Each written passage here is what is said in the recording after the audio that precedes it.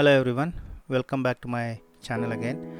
So this is one of the old videos. Just excuse me for just putting it online. What is the point in actually having this video with me and then not sharing with others? So someone might get some ideas. So I'm just posting this. This is an old video. I just wanted to post it. Little bit of different techniques in this. Just watercolor. I've used watercolor paper, and then wherever the water falls, it's a Jog Falls. It's a famous falls in Karnataka State in India.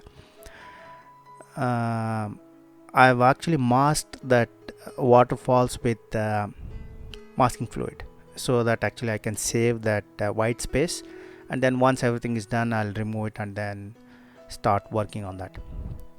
My main intention behind this painting was not only just to paint, but try a little bit different. It's not exactly how I can use watercolor and then get all those greenery things, all those bushes and all. But what I've tried to do is a different technique, little bit thick paint. I've used gouache, white and green gouache, just to show that proper definite shape of those bushes from far away on the mountains. That's the main thing I was after. So just show that texture, use it little bit thick, not only just pure waters. And then after that, what I did is just to get that mist when the water falls, that mist. My main concern was, or my main thing was to get that mist. So what I did is, instead of using, if I had used white watercolor paint, maybe I would have not got that proper mist. So I used gouache and then one of the foliage brush, so I can rub it in the paper to get that effect. I think I'm happy with what I've done in the past, but I still feel that there are different ways of doing the same thing. See if you can get some idea, and then maybe with that idea you can work on some other paintings. So just enjoy the painting.